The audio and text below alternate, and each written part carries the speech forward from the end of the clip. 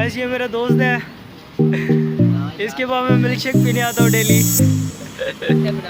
ये देखो, तो अभी मिल्क शेक पीते हैं, उसके बाद चलते हैं घर। सुपर बढ़िया। अब हम जा रहे हैं घर वापस। मैंने गेम लगा ली है, आज हमने लगाई थी बैक। तो शुरू के मुझे 3-4 सेटों में कुछ इतना ख़ास मज़ा नहीं आया, लेकिन लास्ट में जो केबल लगाई है, उसके बाद जो सिंगल केबल लगाई है, उसमें मुझे बड़ा मज़ा आया है। सिंगल केबल की मैंने वीडियो तो नहीं बनाई, लेकिन मैंने लगाई है। तो 2 सेट, एक सेट पहले लगाया